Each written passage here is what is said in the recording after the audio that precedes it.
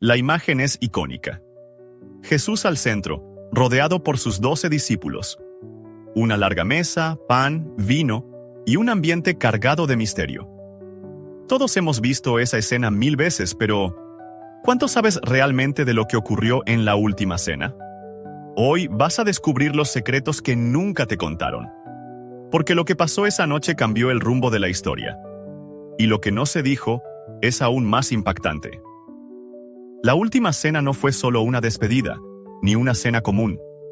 Fue un acto simbólico, una revolución silenciosa, un mensaje cifrado para quienes supieran leer entre líneas. Empecemos por el lugar, el famoso aposento alto. Durante años se pensó que era solo un sitio cualquiera, pero recientes investigaciones sugieren que aquel cuarto estaba ubicado en el corazón de Jerusalén, en una casa perteneciente a una familia adinerada y conectada con los primeros seguidores de Jesús. ¿Quiénes eran ellos? Algunos estudios apuntan a que podría tratarse de la familia de Juan Marcos, el joven que más adelante escribiría el evangelio que lleva su nombre. ¿Lo sabías? Pero espera, hay más. En esa noche, Jesús hizo algo radical. Lavó los pies de sus discípulos. En esa época, esa acción estaba reservada a los sirvientes más humildes. Un maestro nunca hacía eso. Entonces, ¿por qué lo hizo? Porque quería romper con la jerarquía, con el poder impuesto. Les estaba diciendo, si yo, su maestro, los sirvo, ustedes deben servirse unos a otros. Ese mensaje era tan potente como subversivo. Ahora, hablemos del pan y el vino. Muchos piensan que Jesús los usó como simples símbolos de su cuerpo y su sangre. Pero si miramos más de cerca, nos damos cuenta de que estaba haciendo algo profundamente judío y, al mismo tiempo, completamente nuevo. Estaba tomando la Pascua, una celebración milenaria del Éxodo, y resignificándola en su propia persona.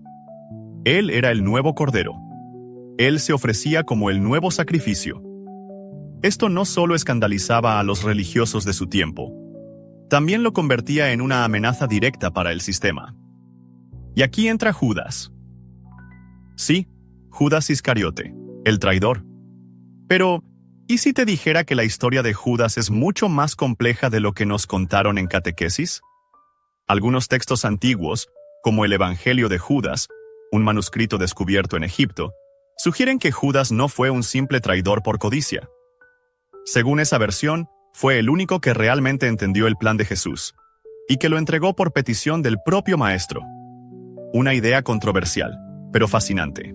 Imagina el rostro de Judas cuando Jesús lo mira directamente y le dice, «Lo que vas a hacer, hazlo pronto». Los demás no entienden. Creen que va a comprar algo o a dar limosna, pero Judas sabe que ha llegado la hora. Esa frase no es de condena, sino de aceptación. Jesús no se opone, no lo detiene, lo deja ir, como si supiera que todo lo que está por pasar debe ocurrir. Pero hay algo aún más inquietante. En ese mismo momento, Jesús también anuncia que Pedro lo negará 3 veces antes de que cante el gallo. Pedro, el más leal, el que decía que moriría con él, y sin embargo, falló, como todos. La última cena, en realidad, no fue una cena de héroes, sino de hombres comunes, llenos de dudas, miedo y errores. Y eso la hace más humana, más real. Ahora, hablemos del cáliz. Hay una tradición muy difundida que dice que el cáliz usado en esa cena fue guardado y protegido durante siglos, el famoso Santo Grial. Muchos lo han buscado, muchos lo han mitificado, pero ¿existió realmente? Algunos historiadores creen que el Grial no era un objeto físico, sino un símbolo. Representaba la sangre derramada, sí, pero también el vínculo sagrado entre el cielo y la tierra. No un objeto mágico, sino un puente espiritual. Y el pan no era un pan cualquiera. Era pan ácimo, sin levadura, como lo exige la tradición pascual judía. Pero cuando Jesús lo parte y dice, «Este es mi cuerpo», está haciendo algo escandaloso. Porque en la ley judía está prohibido consumir sangre, y mucho menos compararla con el pan. Jesús está rompiendo todas las reglas para dejar claro que algo nuevo están haciendo. No es una mejora del viejo pacto, es un pacto totalmente distinto. Otro detalle poco conocido. Esa noche no fue solo una comida ritual. Fue una declaración de guerra contra un sistema que oprimía, excluía y manipulaba. Jesús estaba lanzando un mensaje claro. El reino de Dios está entre ustedes. No en templos, no en rituales vacíos, sino en el servicio, el amor y la entrega. Y ese mensaje fue tan peligroso que mereció la cruz. Pero antes de que se apagaran las luces del aposento alto, antes de que los soldados llegaran, antes de que todo se desmoronara, Jesús dejó una última enseñanza. Ámense los unos a los otros como yo los he amado. No dijo, recen más, ni obedezcan más. Dijo, ámense. Y eso lo cambia todo. En ese pequeño grupo, en esa cena íntima, nace la semilla de lo que sería una revolución espiritual sin precedentes.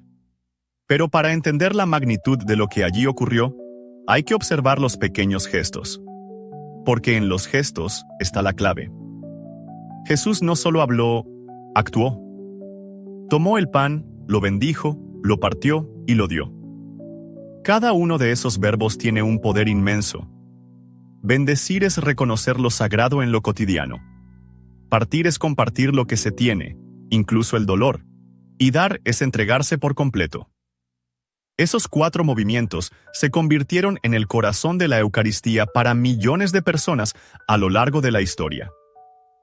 Pero en su origen, eran una llamada a vivir con sentido, a romper el egoísmo, a hacer de la vida una entrega. Otro detalle que se pasa por alto, la disposición en la mesa. El Evangelio de Juan menciona que el discípulo amado estaba recostado en el pecho de Jesús. Ese discípulo, que muchos identifican como el mismo Juan, estaba en una posición de intimidad, de cercanía absoluta. En la cultura judía de la época, esto era símbolo de confianza total. Jesús no estaba lejos de sus discípulos, estaba entre ellos, como uno más. Y mientras todo esto ocurría, en las sombras ya se movían las piezas para su arresto.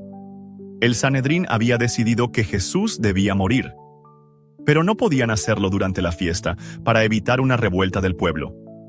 Por eso necesitaban a alguien que les dijera dónde estaría Jesús en un momento de poca vigilancia. Ahí entra Judas. Pero hay algo más misterioso aún. Muchos estudiosos han notado que, en los relatos de los evangelios, Jesús parece estar en completo control de la situación. Él sabe lo que va a pasar. Lo anuncia. Lo acepta. ¿Significa eso que todo estaba planeado?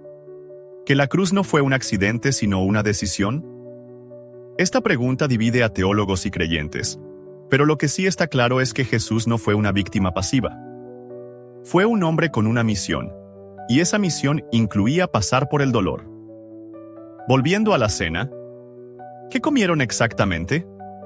Además del pan y el vino, probablemente había hierbas amargas, como indica la tradición pascual, y quizá cordero.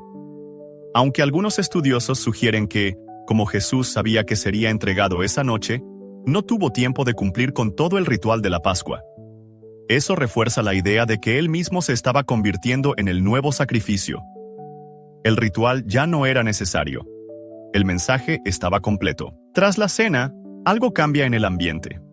El tono se vuelve más denso, más solemne. Jesús se levanta, mira a sus discípulos y les dice que esta será la última vez que beberá del fruto de la vid hasta que lo haga nuevo en el reino de su Padre. Una frase llena de esperanza, pero también de despedida. Él sabe que el final está cerca. Es en ese momento cuando entonan un canto. No sabemos exactamente cuál, pero se cree que fue parte del Hallel, un conjunto de salmos que se recitaban durante la Pascua. Imagina esa escena. Jesús y sus amigos cantando a la luz de las lámparas, con voces temblorosas, sabiendo que algo grande y terrible está por suceder. Ese cántico fue, quizá, su último momento de paz antes del caos. Después, salen hacia el Monte de los Olivos. Allí, en el jardín de Getsemaní, se desarrolla una de las escenas más humanas del Evangelio. Jesús, solo, angustiado, Sudando gotas de sangre, ora con una súplica desgarradora. Padre, si es posible pasa de mí esta copa, pero no se haga mi voluntad, sino la tuya. Aquí, el Hijo de Dios se muestra como nunca antes, vulnerable, temeroso, humano. Esa oración es el eco de lo que todos hemos sentido alguna vez. Miedo a lo que viene, deseo de escapar del sufrimiento, pero también fe. Mientras tanto, los discípulos, incapaces de comprender la gravedad del momento, se quedan dormidos. Jesús los despierta con tristeza, no con enojo. Sabe que la carga es demasiada para ellos. El peso de la redención es suyo, y solo suyo. En la oscuridad, las antorchas comienzan a brillar a lo lejos. Son los soldados. Viene Judas al frente, y con un beso sella el acto más contradictorio de todos los tiempos: traicionar con un gesto de afecto. ¿Con un beso entregas al Hijo del Hombre?, le pregunta Jesús. Pero no se resiste, no huye, se entrega. La última cena ha cumplido su propósito. Ha preparado a Jesús para el camino de la cruz y a sus discípulos para una vida que jamás volverá a ser la misma. Pero la historia no termina ahí. Los misterios que rodean esa cena siguen vivos. En cada Eucaristía, en cada conmemoración, se revive ese momento. Pero lo más impactante es entender que lo que allí ocurrió no fue solo una cena histórica. Fue una declaración de principios, un legado de amor radical, una ruptura con todo lo establecido. Jesús no fundó una religión esa noche, fundó un movimiento, uno basado en el servicio, en la entrega, en la fe que desafía incluso a la muerte. Con Jesús arrestado, los discípulos huyen, confundidos, temerosos, rotos. La última cena, que parecía el punto más alto de comunión, se convierte en el prólogo de la dispersión. Pedro niega conocer a Jesús. Judas, consumido por la culpa, intenta devolver las monedas, y Jesús, solo, es juzgado por un tribunal que ya tenía su sentencia preparada. Pero regresemos un momento a esa cena. Hay un detalle más que casi nunca se menciona: el papel de las mujeres. Aunque los evangelios no dicen que estuvieran presentes en la mesa, los primeros seguidores de Jesús incluyen a mujeres clave, como María Magdalena, Marta, María la Madre de Santiago y otras más. Algunas tradiciones, como ciertos textos apócrifos, sugieren que ellas también pudieron estar cerca en esa noche, sirviendo o escuchando. Si esto es cierto, cambia la manera en que vemos ese momento. No como una reunión exclusiva de hombres, sino como un círculo más amplio, diverso, donde todos eran parte del nuevo pacto.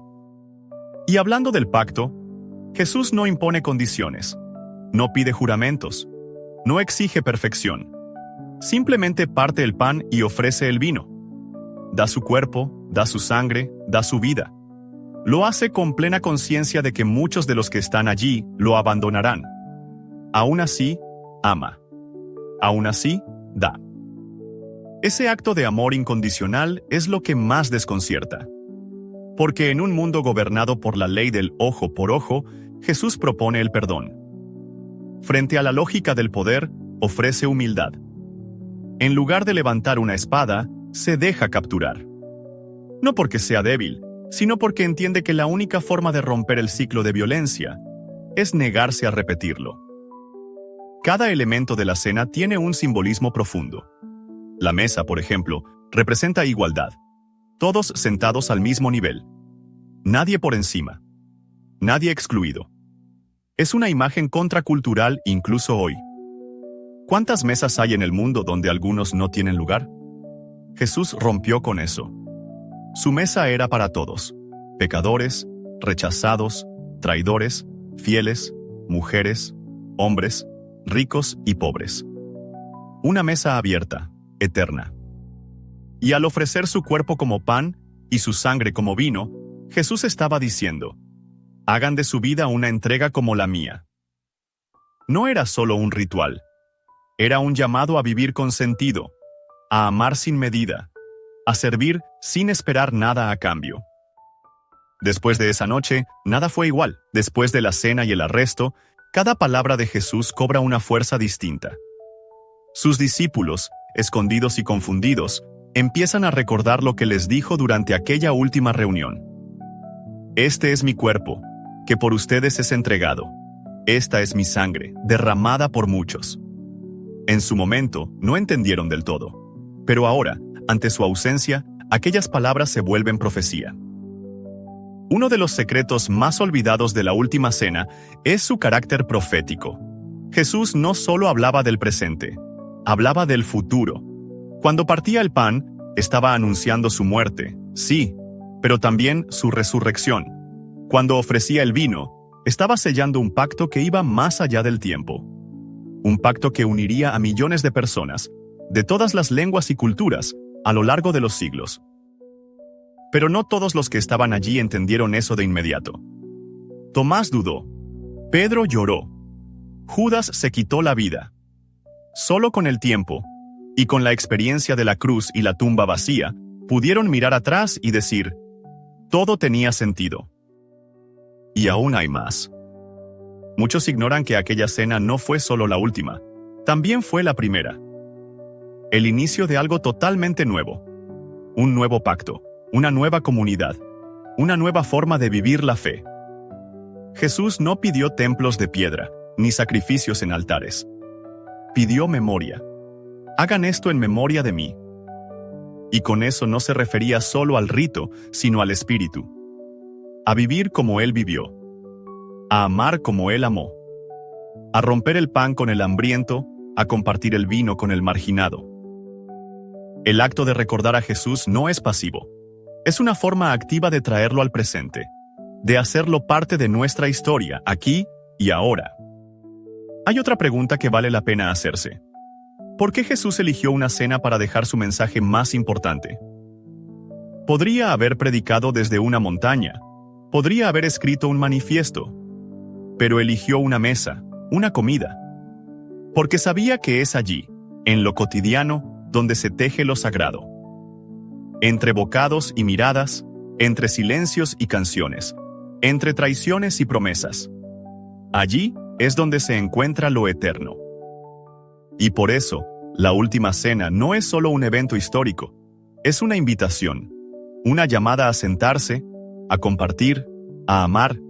No importa cuántos siglos pasen, mientras haya alguien que parta el pan en su nombre, la cena continúa. Hoy, más de 2000 años después, seguimos hablando de esa cena. Se han pintado cientos de versiones. La más famosa, sin duda, la de Leonardo da Vinci. Pero incluso esa imagen, tan admirada y estudiada, está llena de enigmas. ¿Sabías que hay expertos que creen que Da Vinci dejó mensajes ocultos en su obra? Desde la misteriosa figura junto a Jesús, que algunos aseguran es María Magdalena, hasta la disposición geométrica de los apóstoles, cada detalle ha sido examinado como si ocultara un secreto mayor. Pero más allá del arte está la realidad espiritual. Cada vez que se habla de la última cena, surgen las mismas preguntas. ¿Qué sintió Jesús realmente esa noche? ¿Sintió miedo? ¿Duda? ¿Tristeza? La respuesta está en sus palabras. Mi alma está muy triste, hasta la muerte. Jesús, aunque divino, vivió esa noche como un hombre que sabía que su final estaba cerca. Y sin embargo, no retrocedió. Ese valor silencioso, esa firmeza amorosa, es uno de los legados más poderosos de la última cena. No gritó, no se defendió, no huyó. Sabía que el amor verdadero, el que transforma, a veces pasa por el sacrificio, y decidió ser fiel hasta el final. Otro detalle impresionante es que, aunque sabía quién lo traicionaría, Jesús no excluyó a Judas de la cena. Lo sentó a la mesa, lo miró, lo alimentó, lo amó. ¿Puedes imaginar eso? Amar incluso a quien sabes que te va a destruir.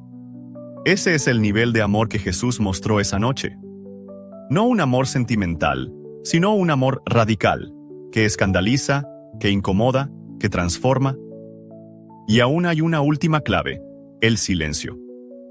A pesar de las palabras pronunciadas, hubo momentos de silencio profundo durante esa cena. Silencios que dicen más que 1000 frases. Silencios donde los ojos se encontraban, donde el corazón latía fuerte, donde el alma temblaba. En esos silencios también habló Dios. Hoy, muchos siguen buscando respuestas en doctrinas complicadas, en reglas rígidas, en estructuras pesadas. Pero todo está en esa cena, en el pan partido, en el vino compartido, en el acto simple y poderoso de sentarse con otros y decir, aquí estoy, para ti. Porque esa fue, y sigue siendo, la esencia del mensaje de Jesús. Imagina por un instante que estás allí, en ese aposento alto. El aire denso, la luz tenue de las lámparas, los susurros, las miradas nerviosas. Jesús al centro, sereno, aunque su alma esté agitada. Estás viendo cómo un hombre entrega todo por amor. No por poder, ni por fama, ni por religión. Solo por amor. Ese amor no era exclusivo. Era para todos. Y eso escandalizaba. Porque Jesús no diferenciaba entre buenos y malos, puros e impuros, dignos o indignos. Todos eran invitados a la mesa. Ese fue quizá su mayor desafío al sistema religioso de su tiempo, y también el mayor motivo por el que fue rechazado. Después de la cena, no hubo discursos heroicos ni despedidas emotivas. Jesús simplemente fue. Caminó hacia el destino que lo esperaba. Y en ese gesto silencioso, dejó un mensaje más fuerte que 1000 sermones. El amor no se impone. Se ofrece. Y cuando se ofrece de verdad, está dispuesto a pagar el precio. Hoy, el mundo sigue buscando respuestas en medio del ruido, del caos, del miedo. Pero los secretos de la última cena siguen allí, escondidos en lo simple. En el pan, en el vino, en el acto de sentarse con el otro sin prejuicios. Porque en ese gesto hay más divinidad que en muchos templos. Uno de los grandes misterios es cómo algo tan cotidiano como una cena pudo transformarse en el acto más sagrado para millones. Pero ahí está la clave. Jesús convirtió lo común en extraordinario. Nos mostró que lo divino no está lejos, sino en lo cercano. Que lo eterno se manifiesta en lo simple. Y así, cada vez que alguien parte el pan en su nombre, cada vez que alguien sirve al otro sin esperar recompensa, cada vez que alguien ama al que le ha fallado, la última cena vuelve a suceder. No en Jerusalén, no en una iglesia, sino en el corazón de cada uno que decide vivir como Él vivió. Ese es el mayor secreto, que la última cena nunca fue la última. La última cena no fue solo un momento de despedida. Fue el inicio de una nueva forma de entender a Dios, al prójimo y a uno mismo. En aquella mesa, Jesús no buscó fundar una religión, sino revelar un camino. Un camino de servicio, de entrega, de amor que no exige nada a cambio. Los secretos de esa noche no están ocultos en códigos misteriosos ni en símbolos crípticos.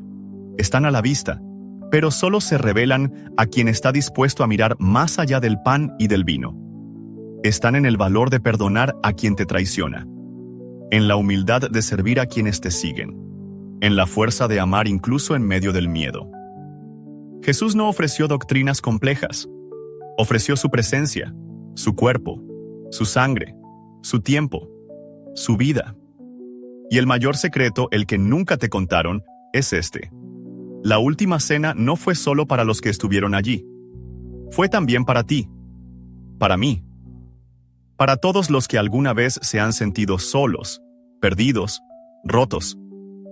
Porque su mesa sigue abierta. Su pan sigue siendo partido. Su amor sigue siendo ofrecido. Tal vez por eso, después de tanto tiempo, seguimos volviendo a ese momento. Porque en un mundo que divide, Jesús nos invita a unir. En un mundo que señala, Jesús nos abraza. En un mundo que exige, Jesús simplemente ama. La última cena fue el comienzo de todo.